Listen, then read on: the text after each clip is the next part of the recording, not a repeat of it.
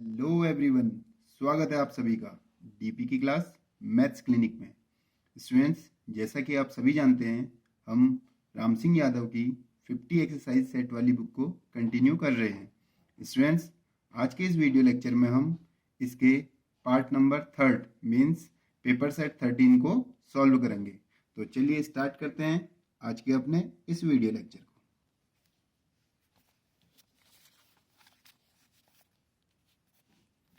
देखिए स्टूडेंट्स, हमारा first question है 200 एवं 300 के मध्य कितने नंबर होंगे जिन्हें 13 से विभाजित किया जा सके। तो हमें क्या करना है स्टूडेंट्स, 200 और 300 के बीच उन नंबरों को ढूंढना है जो 13 से विभाजित हो सकते हैं और उनकी संख्या बतानी है। तो देखो स्टूडेंट्स, इसके लिए हमें एक फर्स्ट नंबर और एक लास्ट नंबर की ज़रूरत होती है, चाहे वो नंबर कितना बड़ा हो, क्योंकि चाहे यहाँ पर हो सकता है कि 100 और यहाँ पर 1000 होता है, इससे फ़र्क नहीं पड़ता है। तो मेथड एक ही रहेगा। क्या करेंगे, सबसे पहले हम क्या करते हैं स्टूडेंट्स, पहला नंबर ढूंढते हैं। तो पहला नंबर ढूंढने के लिए हमें 200 को 13 से विभाजित करना पड़ेगा। 13 वन जा 13, 7 0 है ना, और 13 5 जा 65 और कितना हो जाएगा स्टूडेंट्स 5।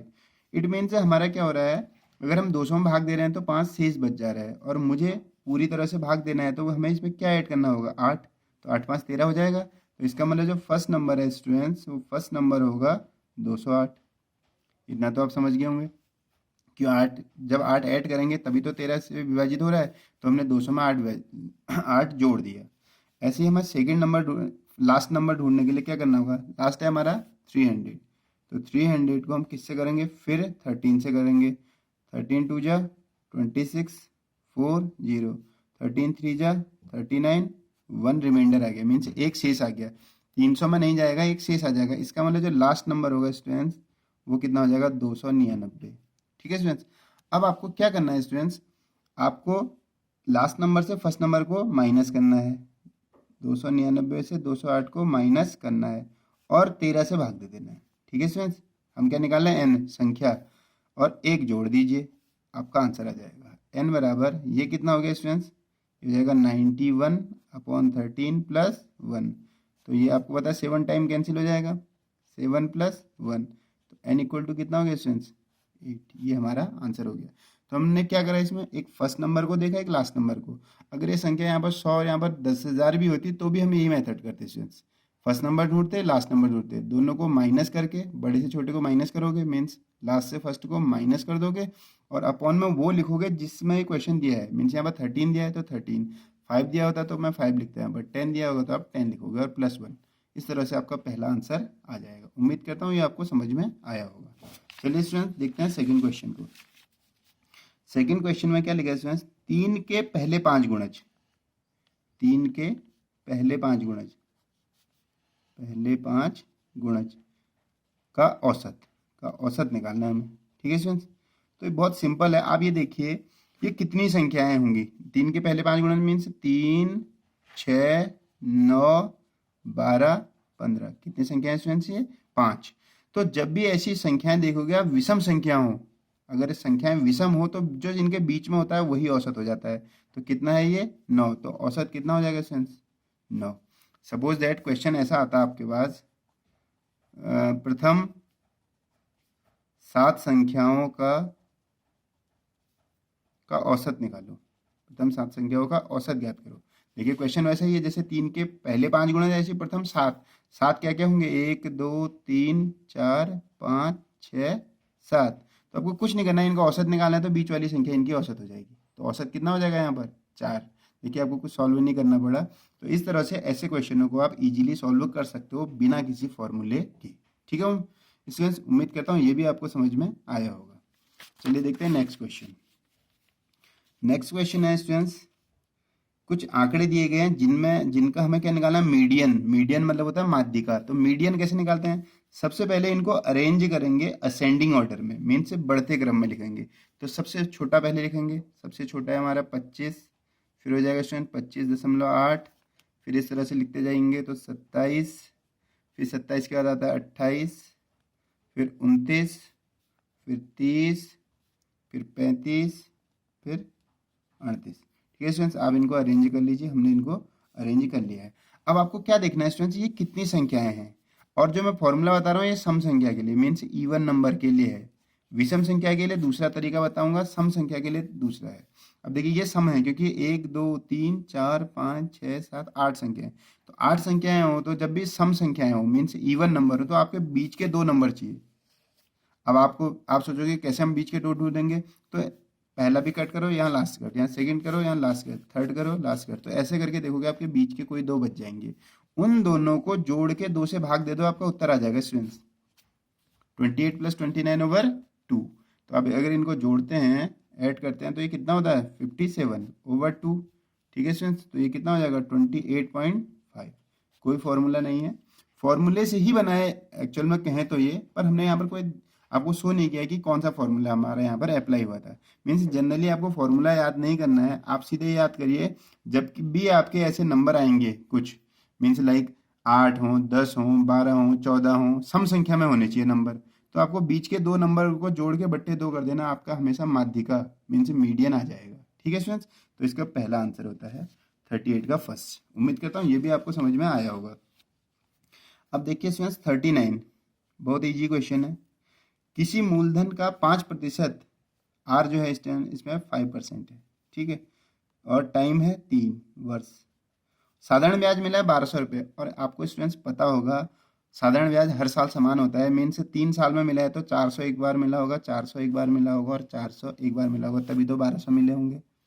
अब हमें क्या कह रहा है इसी दर से इनका चक्रवृद्धि ब्याज निकालना है। देखो चक्रवृद्धि ब्याज कैसे निकालते हैं स्टूडेंट्स, देखिए पहले साल का चक्रवृद्धि ब्याज और साधारण ब्याज समान होता है, इट मीन्स पहले साल तो हमको 400 रुपये ही मिलेंगे, चाहे हम साधारण ब्याज से लें चाहे चक्रवृद्धि ब्याज से।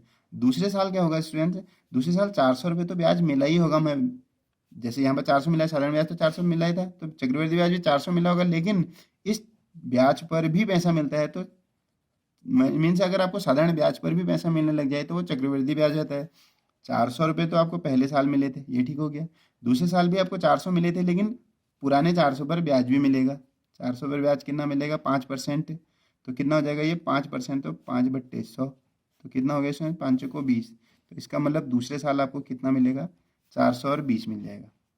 ठीक है स्टूडेंट्स, तीसरे साल देखो आप, तीसरे साल भी आपको 400 रुपये तो मिले ही थे, मिलेंगे जो पहले मिले थे, 20 भी मिलेंगे ये, अब फिर 20 पर ब्याज भी मिलेगा। मीन्स आप टोटल ऐसा समझ सकते हो कि 400 और पहले 400 रुपये थे, पहले साल 400 थे, दूसरे साल 400 रुपये तो थे, लेकिन 400 रुपये पर ब्याज भी मिला था, तो अब कितने रुपये मिले हो गए आपको, अब आपका ब्याज 420 हो गया, तो ये भी कह सकते हैं आपके अब आपको 420 पर भी ब्याज मिलेगा। 420 तो मिलेंगे मिलेंगे, 420 पर 5% का ब्याज भी मिलेगा, तो ये 20 बार कट जाएगा स्टूडेंट, 0 से 0, 2 से ये 21 बार, तो 420 धन 21, तो कितना हो गया ये 441। इसका मतलब तीसरे साल 441 मिलेंगे, दूसरे साल 420 मिलेंगे, पहले साल 400 मिलेंगे। अगर इन तीनों को जोड़ दूं तो मेरे को 3 सालों का चक्रवृद्धि ब्याज मिल जाएगा, मीन्स 400 मिले पहले साल, दूसरे साल मिले 420, देखिए 420, तीसरे साल 441। आप इनको जोड़ लीजिए, आपका ये 461 होगा। ठीक है स्टूडेंट्स, कोई फॉर्मूला अप्लाई नहीं करना है आपको, सिंपल सा है, पहले साल 400 ब्याज मिला, दूसरे साल 400 तो मिला ही मिला था ये वाला, तो लेकिन ये 400 पर ब्याज भी मिला था। तीसरे साल क्या हुआ, अब 400 तो आपको मिलना ही मिलना था, लेकिन 20 आपको पहले से और ब्याज मिल गया, तो अब 420 पर मिलेगा आपको ब्याज, 420 पर फिर 5%, तो 441, तो इन तीनों को जोड़ दीजिए 461 हो जाएगा। सिंपल सा क्वेश्चन था। ठीक है स्टूडेंट्स, अभी देखिए इसी एक्सरसाइज में एक क्वेश्चन और है, वो भी इसी तरह का है, तो आप और ज़्यादा समझेंगे। देखिए स्टूडेंट्स नेक्स्ट है 40 नंबर का क्वेश्चन है। एक शहर की जनसंख्या स्टूडेंट्स 64,000 है, ठीक है, 10% वार्षिक की वृद्धि होने पर 3 वर्ष पश्चात जनसंख्या क्या होगी। ये 2 क्वेश्चन बनते हैं, या तो 3 वर्ष पूर्व पूछता है या 3 वर्ष बाद। इससे पिछले वाले वीडियो लेक्चर में आपने देखा होगा ये 3 वर्ष पूर्व पूछा गया था, यहाँ पर ये 3 वर्ष बाद पूछा गया है। तो बाद के लिए क्या करना है स्टूडेंट्स, 3 वर्ष बाद कह रहा है और 10% की वृद्धि हो रही है, तो पहले साल भी 110% की वृद्धि होगी, दूसरे साल भी 110% की वृद्धि होगी, और तीसरे साल भी 110% की वृद्धि होगी, क्योंकि तीनों साल 10% की वृद्धि हो रही है। अब इसको कैसे सॉल्व करते हैं स्टूडेंट्स, 64,000% हटाने के लिए आप क्या करते हो, 100 से भाग दे देते हो। आप दे दीजिए इसमें 100 से भाग, हमने 100 से भाग दे दिया। ठीक है स्टूडेंट्स, अब देखिए इनके जीरो कैंसिल कर लीजिए, देखो 3 यहाँ है, 4 5 6 जीरो है, तो 2 to 4 to 6 कैंसिल हो। अब क्या आ जाएगा स्टूडेंट्स हमारा 64 गुणा 11 गुणा 11 गुणा 11। अब एक तरीका मैं इन सबको मल्टीप्लाई कर दूं तो आंसर आ जाएगा, या पहले मैं इकाई का अंक देखूं, क्योंकि मुझे आंसर चेक करना है। 1 1 जा 1 1 जा 1 4 जा 4, तो इट मीन्स लास्ट डिजिट 4 है। अगर आंसर में लास्ट डिजिट 4 है तो आपको सॉल्व करने की जरूरत नहीं है। देखिए देखिए इसमें सिर्फ एक ही है जिसमें लास्ट में 4 है, इट मीन्स इसको मल्टीप्लाई करोगे तो भी यही आने वाला है 85184। तो स्टूडेंट्स आप समझ गए होंगे कि हमारा आंसर ये था। हमें यहाँ पर मल्टीप्लाई करना नहीं है, क्योंकि पेपर में हमें आंसर को सिर्फ टिक करना होता है, क्योंकि आंसर तो हमें मिलते हैं। बस हमें यही ढूंढना है किस तरीके से कि कौन सा आंसर होगा और कितने जल्दी हम उसको पिक कर पाते हैं। ठीक है, तो इसका आंसर 4 हमारा लास्ट डिजिट थी, तो हमने पहचान लिया था कि यही नंबर होगा। उम्मीद करता हूँ ये समझ में आया होगा आपके। नेक्स्ट करते हैं। देखिए एक रेडियो का क्रय मूल्य वो होता है स्टूडेंट जिस पर खरीदा जाता है, तो क्रय मूल्य है 750। ठीक है स्टूडेंट्स, विक्रय मूल्य कितना होगा स्टूडेंट्स 900 रुपये। ठीक है स्टूडेंट्स, तो क्रय मूल्य है 750, विक्रय मूल्य है 900, मीन्स खरीदा गया है 750 पर, बेचा गया है 900 पर। तो स्टूडेंट्स इसमें प्रॉफिट कितना होगा तो आपको पता चल रहा होगा। 750 रुपये का खरीदोगे और 900 रुपये का बेचोगे तो कितने का प्रॉफिट होगा 150 रुपये का होगा ना, जिसे हम लाभ प्रतिशत भी बोलते हैं, लाभ परसेंट। तो 150 रुपये का फायदा हुआ, कितने रुपए लगाए स्टूडेंट आपने 750। अगर आपको इसको प्रतिशत में बदलना हो तो 100 से गुणा कर लें। ठीक है, तो ये कितने टाइम कैंसिल होगा 5, और 5 से 100 कितने टाइम होगा 20, तो 20% का बेनिफिट हुआ है हमें।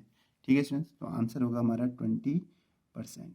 ठीक है स्टूडेंट्स, नीचे लिखा है एक गोले का आयतन। अब गोले का आयतन आप सभी जानते हो कितना होता है 4/3 पाई आर क्यूब। इसके लिए तो हमें कोई फॉर्मूला यहाँ पर अप्लाई नहीं करना है, सिर्फ फॉर्मूला आपको लर्न हो तो आपको पता चल जाएगा। ठीक है ना, तो इसका आंसर देखिए कौन सा है, इसका आंसर होगा आपका लास्ट। देखिए यहाँ पर लास्ट क्वेश्चन लिखा हुआ 4/3 पाई आर क्यूब।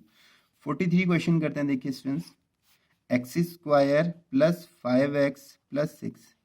इसके लिए भी स्टूडेंट मैंने आपको एक शॉर्ट तरीका बताया था कि आप पहले तो 2 ब्रैकेट बना लो।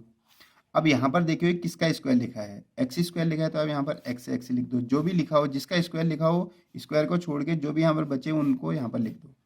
अब ये 6 है स्टूडेंट, 6 को ऐसे तोड़ो कि इनको इसके ऐसे 2 गुणनखंड चाहिए कि जिनको गुणा करूँ तो 6 आ जाए, जोड़ या घटा के 5 आ जाए। तो 2 और 3 को जोड़ के कितना होगा स्टूडेंट्स 5, 2 और 3 को गुणा करके 6। अब आप ये बताइए, ये 2 और 3 को मैं प्लस करूं तब 5 आएगा या माइनस करूं तब आएगा? दोनों को प्लस करना पड़ेगा, तो दोनों को प्लस कर दो। दोनों को क्या करा हमने प्लस, यही हमारा आंसर है, सिंपल सा। देखिए x + 2 x + 3 है ना, x पहले वाले देखो 2 है तो x + 2, दूसरा वाला x + 3 है। तो सिंपल सा, कोई फॉर्मूला ज़्यादा यूज नहीं करना है, आप सिंपल सा इसका आंसर निकाल सकते हो। ठीक है स्टूडेंट्स, उम्मीद करता हूँ ये भी आपको समझ में आया होगा। अगर ये समझ में आ रहे हैं तो प्लीज़ वीडियो को लाइक कीजिए, और अगर अभी तक सब्सक्राइब नहीं किया है तो सब्सक्राइब भी कीजिए और शेयर भी कीजिए। ठीक है स्टूडेंट्स, नेक्स्ट देखिए 44। एक पुस्तक विक्रेता ने एक पुस्तक की 20 प्रतियां 89 रुपये में खरीदी, मीन्स 20 पुस्तकें खरीदी गई हैं कितने रुपए में स्टूडेंट्स 89 रुपीज़ में। अगर एक पुस्तक खरीदनी होती तो स्टूडेंट्स कितने में खरीदते, एक पुस्तक खरीदनी होती तो कितने में खरीदते, 20 से भाग दे देंगे इसको, 89/20। अब मुझे कितनी खरीदनी है, ऐसी 36 पुस्तकें खरीदनी है, तो 36 पुस्तकों का मूल्य 36 के लिए क्या करेंगे, 36 से दोनों ओर गुणा कर दो आप। ठीक है स्टूडेंट्स, अब आप देखिए, अब इसको 4 से काट सकते हैं, 4 से 5 बार, 4 से 9 बार, 9 से इसको गुणा कर दीजिए, ये बहुत आसान है, 801 हो जाएगा गुणा करके, भागा 5। जब इसको भाग देंगे स्टूडेंट्स तो कितना आ जाएगा, देखिए ये जाएगा 5 से आपका होता है, 5 से दिख रहा है आप स्टूडेंट्स, 5 से इसको दोगे तो एक बार, तो ऐसे करके आप देखोगे तो 160.2 इसका आंसर आ जाएगा, जो कि आपका इसका लास्ट वाला है 160.20। ठीक है, 2 जीरो भी आप लिख सकते हो इस पर, तो इस तरह से ये आंसर भी हमारा आ जाएगा। ठीक है स्टूडेंट्स, नेक्स्ट देखते हैं। देखिए स्टूडेंट्स 45 नंबर का क्वेश्चन है, 10,000 रुपये हमारा मूलधन है, 4% की दर से हमें 2 साल का चक्रवृद्धि ब्याज निकालना है। तो देखिए स्टूडेंट्स, हम इसको पहले की तरह ही करेंगे। अभी मैंने एक पहला क्वेश्चन लिया था, आप दोनों के 2 साल का इनका साधारण ब्याज निकालो, तो आपको चक्रवृद्धि ब्याज भी आप आसानी से पता कर सकते हैं। पहले देखिए 1 साल के लिए निकालते हैं। 10,000 रुपये का 1 साल के लिए जो ब्याज है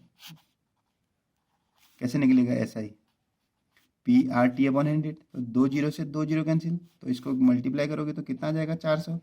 अगर हम 2 साल का साधारण ब्याज निकाल ले होते हैं, 2 साल का साधारण ब्याज 400 रुपये आता है ना स्टूडेंट्स। पहले साल का भी 400 आता है, दूसरे साल का भी। लेकिन अब हम चक्रवृद्धि ब्याज निकाल रहे हैं, तो पहले साल का चक्रवृद्धि ब्याज और साधारण ब्याज तो समान ही होता है, तो पहले में तो कुछ फर्क पड़ेगा नहीं।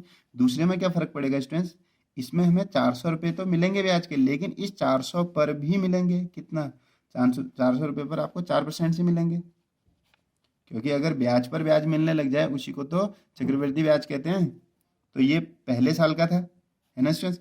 दूसरे साल भी 400 ब्याज मिलेगा, लेकिन 400 जो पहले वाले 400 हैं उस पर भी मिलेगा, तो 0 से 0 16 हो गया, ये 416 हो गया।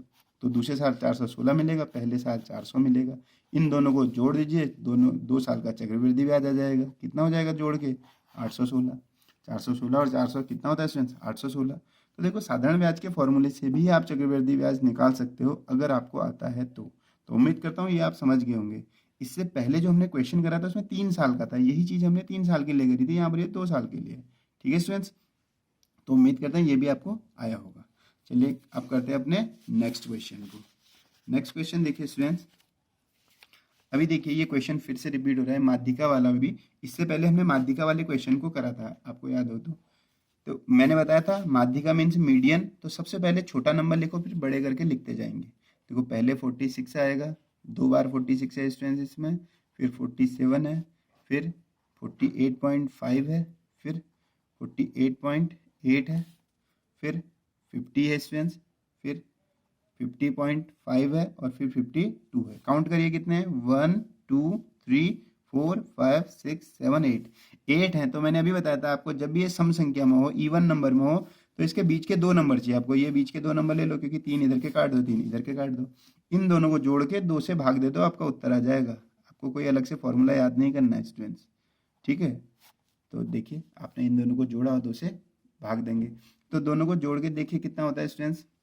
ये हो जाएगा आपका 8 और 5 13, 16 और 1 17, 8 और 1 9, 97 पॉइंट कितना हो रहा है स्टूडेंट्स, ये 2। ये तो हो रहा है, देखिए 8 5 13 है, 8 8 16 और 1 17, 4 4 8।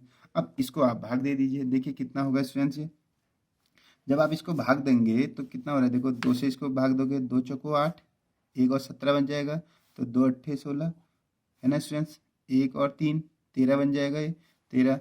तो 13 में कितने बार जाता है, 2 कितना बनना है देखिए स्टूडेंट्स, ये आपका बनेगा 1 बच जाएगा ना, 13, हाँ 13 ही बचेगा। तो 13 में अगर 2 से भाग देंगे तो 2 छक्का 12, फिर 1 2 पंचे 10, तो ये 39.65 आ रहा है लगभग, है ना स्टूडेंट्स। तो देखिए कौन सा आंसर होता है हमारा, इससे लास्ट वाला लग रहा है हमें, डी ऑप्शन। तो डी ऑप्शन आपका सही हो जाएगा। मीन्स आपको कुछ नहीं करना है, आपको बीच के 2 नंबर ढूंढने हैं। अगर ये गिनती में इवन नंबर हो, मीन्स सम संख्याएं हो, तो 2 लेकर के बीच के दोनों को जोड़ के 2 से भाग दे दो, आपका माध्यिका आ जाएगी। कोई फॉर्मूला याद नहीं करना है, न सम संख्या के लिए न विषम संख्या के लिए। विषम संख्या आएगी तो भी मैं आपको ऐसे ही बताऊंगा बिना फॉर्मूले के, उसमें आपको इतना भी नहीं करना है कुछ, ठीक है। तो चलिए अगला करते हैं बिना फॉर्मूले से ही। देखो यहाँ पर थोड़ा सा मिसप्रिंट है, लिखा है ए एक काम को 24 दिन में करता है। ए एक काम को कितने दिन में करता है स्टूडेंट्स, 24 दिन में। बी ए से 60% अधिक कार्यकुशल है। मीन्स जो इसकी क्षमता है, हम निकाल देते हैं दोनों की क्षमता, ए और बी की। बी 60% कार्यकुशल है, अगर ए 100% है तो बी 160% है, ठीक है। लेकिन अगर हम इनके दिन की बात करें, तो दिन में ये जो दिन है वो बिल्कुल उल्टा हो जाएगा, क्योंकि अगर इसकी क्षमता 100% है और ये इसकी 160 मीन्स 160% है, तो इसका मतलब ये ज़्यादा क्षमता है, तो ये तो कम दिन लेगा। तो कम दिन लेगा तो ये कितने लेगा, ए ले लेगा यहाँ पर 160% दिन, और ये कितना लेगा 100% दिन, ठीक है ना स्टूडेंट्स। तो जब भी देखना क्षमता और दिन एक दूसरे के व्युत्क्रमानुपाती होते हैं, ठीक है। अगर ये 100 है और ये 160% है क्षमता में, तो दिन में क्या होगा, दिन में ये 160% हो जाएगा, ये 100% हो जाएगा। अब देखिए ए एक काम को 24 दिन में करता है, परसेंटेज में तो 160% दिन में करता है, लेकिन एक्चुअल में कितने दिन में करता है, 24 दिन में करता है, ठीक है स्टूडेंट्स। लेकिन हमें निकालना किसका है स्टूडेंट, तो बी का। तो बी उस काम को कितने दिन में करेगा, बी कितने में, बी का परसेंटेज क्या है 100, तो मुझे इसको कितना बनाना पड़ेगा 100%। तो 100% कैसे बनेगा स्टूडेंट्स, पहले इसको 1% बना लेते हैं, तो 24/160। अब इसको 100% बनाने के लिए 100 से गुणा कर दीजिए दोनों ओर, तो 24/160 गुणा 100। आ रहा है ना समझ में स्टूडेंट्स। अब इसको आपको सॉल्व करना है, सॉल्व आप कर सकते हैं 0 से 0। अब देखो 8 से काट दीजिए, 8 तिया 24, 8 दूना 16/10, तो ये 30/2 15। तो इसका मतलब बी कितने दिन में कर लेगा इस कार्य को, 15 दिन में कर लेगा। सिंपल सा था। जो बी की क्षमता थी वो ए से 60% अधिक थी, तो ये 160% कर लिया था। दिन में जब करेंगे तो इसका ये आप इसको उल्टा कर देंगे, क्योंकि ये 100% करता है तो 160%, मतलब ये ज़्यादा करता है तो ये कम दिन लेगा। कौन, ये बी। ये ए का 100% है जबकि इसका 160% है, तो इसकी अपेक्षा ये कम है तो ये दिन ज़्यादा लेगा। तो ये दिन ए लेता है परसेंटेज में एक तो 160%, लेकिन एक्चुअल दिनों में 24, तो 24 दिन 160% होने चाहिए। अब इसका 160% था, लेकिन हमें कितना निकालना है इसको 100%, क्योंकि बी का जो परसेंटेज है वो तो 100 है।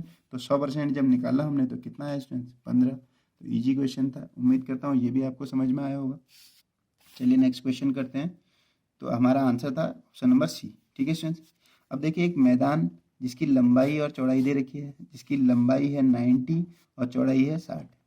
इससे बाहर 3 मीटर चौड़ाई का एक रास्ता बनाना है। देखिए ये 3-3 मीटर बना देते हैं इधर को ऐसे करके। तो ये मान लो ये 3 मीटर आपका, अब 3 मीटर दोनों ओर को कर दे, इधर को भी 3 है नीचे को भी 3 है, मीन्स ये 3 यहाँ भी बढ़ गया यहाँ भी 3 बढ़ गया, ऐसे नीचे को भी 3 बढ़ेगा नहीं यहाँ भी 3, तो ये सब 3-3 एक्स्ट्रा बढ़ गए हैं। तो अगर ये 90 था तो ये कितना हो जाएगा 96 हो जाएगा। ये 60 था तो ये कितना हो जाएगा स्टूडेंट्स 66 हो जाएगा। मीन्स अब हमें इसका एरिया निकालना है, ये जो हमारा ये वाला पार्ट है। तो ऐसे क्वेश्चन हमने इससे पहले बहुत सारे वीडियो में करे हैं। अगर आप मेरे वीडियो पहले से देख रहे हैं तो उम्मीद करता हूँ ये आपको पहले से ही पता होगा। क्या करेंगे, बड़े वाले के एरिया में से छोटे वाले के एरिया को माइनस कर दो, बीच का एरिया आ जाएगा। तो बड़े वाले का एरिया कितना होगा 96 × 66। उसमें से किसको माइनस करेंगे, बीच वाले को, 90 × 60। क्यों ये फॉर्मूला लगाया, क्योंकि ये आयताकार है, L × B है ना स्टूडेंट्स। तो इन दोनों को मल्टीप्लाई करोगे तो आपको मिलेगा 6336, और इन दोनों को मल्टीप्लाई करोगे 9 × 6 = 5400। इसको माइनस कर दीजिए स्टूडेंट्स, आप कितना मिल जाएगा आपको, देखिए 6 में से 6, और ये तो 36 आ गया है, और यहाँ पर 13 में से 4, 9 × 4 = 13, तो 936। तो 936 स्क्वायर यूनिट हो जाएगा या स्क्वायर मीटर। देखिए इसका फर्स्ट ऑप्शन है 936 स्क्वायर मीटर, है ना स्टूडेंट्स। सिंपल सा क्वेश्चन था। अब देखिए नेक्स्ट लिखा है 8, 27, 64, 125, 216, 343। अगर स्टूडेंट्स आपको क्यूब याद हो तो देखिए ये 2 का क्यूब है, 2 को 3 बार गुणा करो 8 आएगा, 3 को 3 बार गुणा करोगे 27, 4 को 3 बार गुणा करोगे तो 64, 5 को 3 बार गुणा करोगे तो 125, 6 को 3 बार गुणा करोगे तो 216, 7 को 3 बार गुणा करोगे तो 343, और 8 को 3 बार गुणा करोगे तो स्टूडेंट 512 आ जाएगा। तो 512 उत्तर होना चाहिए इसका। देखिए 512 उत्तर है ना स्टूडेंट। अब देखिए नेक्स्ट क्वेश्चन 50, आज का लास्ट क्वेश्चन भी है। अब देखिए स्टूडेंट्स हमें इसका वर्गमूल निकालना है। देखो स्टूडेंट्स हमें सिर्फ नंबर चेक करना है कि कौन सा आंसर होगा। अगर हम किसी तरह से पता कर लें कौन सा है तो हमें पूरा वर्गमूल निकालने की ज़रूरत नहीं है। और मुझे भी ये मालूम है कि यहाँ पर मैं आपको वर्गमूल नहीं सिखा रहा हूँ, मैं जानता हूँ कि ये आपको आते हैं। तो देखिए मैं किस तरह से इसका शॉर्ट ट्रिक से, मीन्स शॉर्ट तरीके से इसका आंसर करते हैं और बिना पूरा किए सब। अब आपको पता था क्या करते हैं, अगर हम इसको मेन मैनर से करें तो हम इनमें जोड़े बनाते हैं, जो संख्या यहाँ लिखते हैं वो यहाँ भी लिखते हैं, और इन दोनों को गुणा करके वो इसके बराबर हो या इससे कम होनी चाहिए। तो मैं अगर 6 लिखता हूँ, 6 × 6 = 36 हो जाएगा ना स्टूडेंट्स। अब बाकी तो हम करा ना करें तो इसका मतलब हमारे आंसर का पहला नंबर 6 होना चाहिए। तो देखिए पहले का आंसर में सिर्फ बी ऑप्शन है, तो अब हमें क्या करने की ज़रूरत है इसे, क्योंकि हम अभी इसको सीख तोड़ना रहे, हमें तो आंसर पिक करना था। तो इस हिसाब से हमारा कौन सा आंसर होगा 608, क्योंकि 6 से स्टार्ट हो रहा है।